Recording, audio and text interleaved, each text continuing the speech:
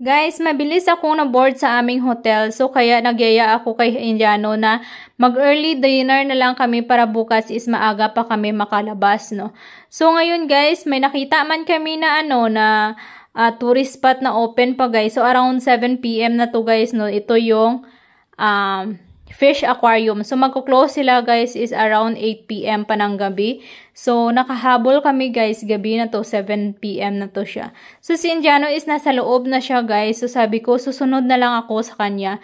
So, konti lang pala yung tao ngayon guys. Mas maganda siya, konti lang yung tao. Tapos, meron din sila ditong height na pang sa bata.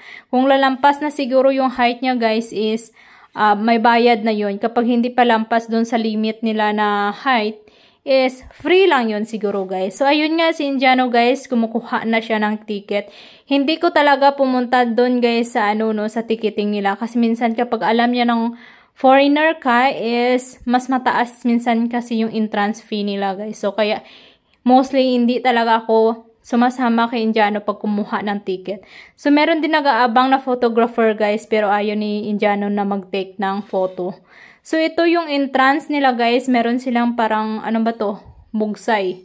Ano ba yung bugsay? Parang falls ba? Tapos yung sa baba is may koi. Tapos, ito naman yung mga isda nila guys.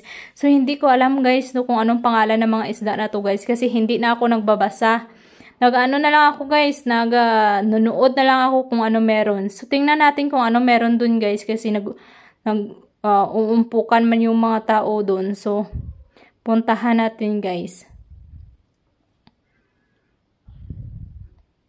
So, ayan pala siya guys. Sabi nila guys, parang ahas siya. Tingnan nyo guys ha, sobrang laki. Parang siya, parang sili. Parang alam nyo yan guys oh. Nakikita nyo ba? Ayan siya. Parang may pagka-ahas style. Kinakain kaya to? Siguro kinakain yan siya, guys. Ayan siya, oh. Actually, dalawa sila yan, guys. Babae at lalaki yan siguro. Ayan yung isa, guys, oh. Nanganganga siya, oh. Gutom siguro yan. Nakalagay siya dyan sa gilid, oh. Nagpapahinga siguro yan. Hindi ko alam anong klaseng isda to. Alam nyo ba to, guys? Anong klaseng isda to?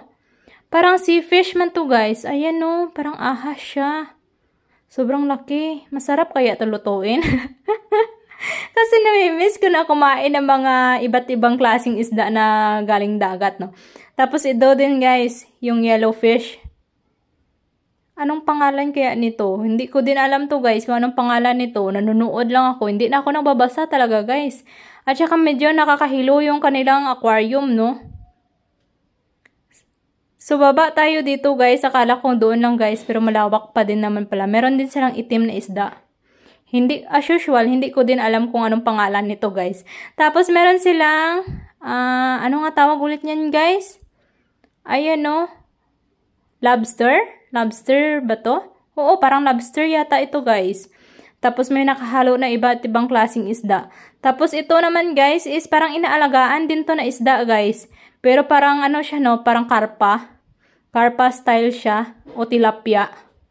So, ito naman yung koi. Ito pala guys is yung pwede pang feeding siya. Kanina naman yung binigyan namin ng pagkain guys is hindi naman pala yung pwede bigyan ng pagkain or hindi pwede bigyan ng feeds, no. So, dito pala sa koi is pwede ka magbigay. Ito lang na area guys yung pwede mong bigyan o pwede ka mag-feed. Kasi nagbili man kami ng ipakain sa isda guys. So, dito muna kami.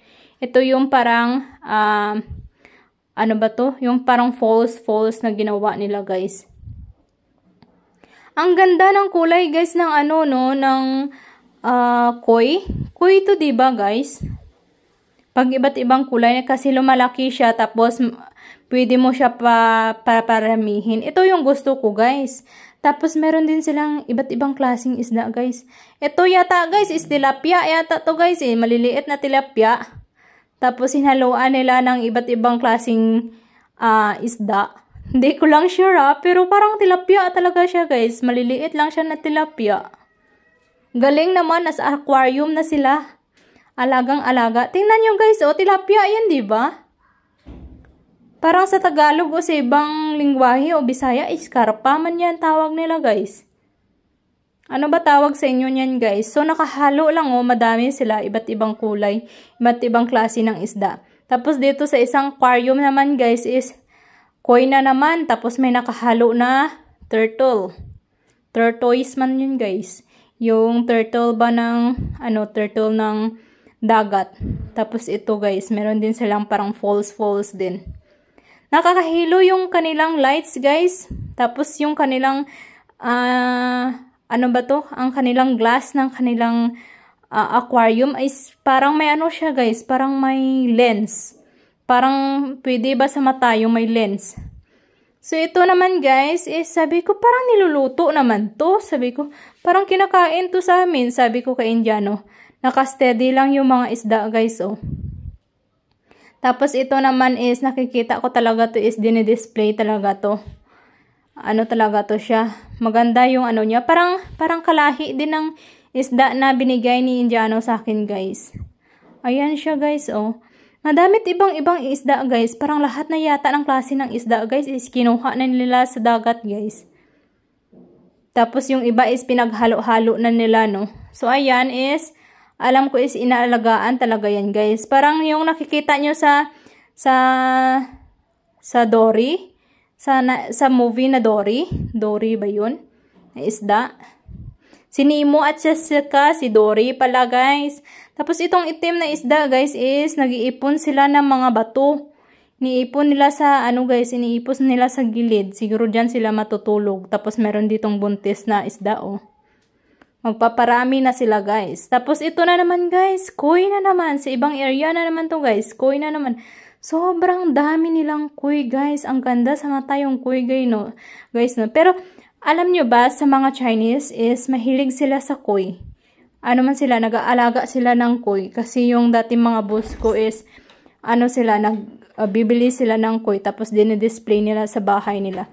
Tapos ito din guys, kilala ko din tong isda na yan guys. Yung kulay yellow na isda. Is niluluto naman yan guys. Tapos parang sinusugba. O parang nilalagay sa uling. Tapos kukunin mo. Makapal yan yung niya makapal yung balat niya. So ito naman guys is, hindi ko na ang pangalan na yan yung guys. Ito is parang may pagka Manila Ocean siya guys. So dito ako nagtapat sa aircon. Sabi ko kasi medyo mainit. Sabi ko dito malamig-lamig. Dito muna ako magtapat. Sabi ko kay Indiano. Tapos meron dito silang puting isda. So nahilo na ako dito guys. Kasi yung kanilang glass talaga guys ng kanilang aquarium is parang nakakahilo. Kahit si Indiano guys is hilong-hilo na talaga guys. Ayaw niya tumingin dito sa glass na ito. Or di kaya sa kanilang ilaw yan guys. Mas maganda pa yung kanilang aquarium na to guys. Kaysa Manila Ocean guys. Manila Ocean ba yun? Yung aquarium sa Maynila. Yung malaki din. Ayan guys. Yung mga isda nila dito. Tapos meron ako napansin dito guys. Sobrang laki.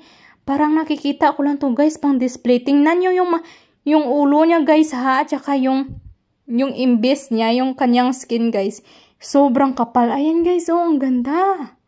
Sobrang laki niya yan guys, sa personal talaga guys. Grabe no, babae at lalaki siguro yan guys. Ayan man guys, so tingnan nyo yung itsura niya. Ang galing. Anong isda kaya yan? Alam nyo ba guys kung anong klaseng isda yan? Galing naman. Sobrang kapal kaya guys ng kanyang ano ba yan? Sa dagat din kaya to guys? Parang hindi ko to napapansin sa dagat eh. O baka sa mga malalalim sila na naka-stay. Tapos meron isang isda din doon guys oh. Hindi ko alam kung anong klase. Uy, may anak siya. Pwede din pala siya mag-anak. Ayan yung isang isda guys oh. Iluluto din kaya to? Kung pwede lang to lutuin guys, lulutuin ko talaga to.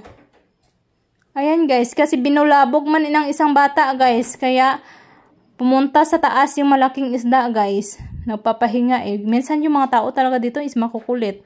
Tapos meron silang parang basag-basag na glass guys. Hindi ko alam kung sinadya yan na basag-basag or hindi.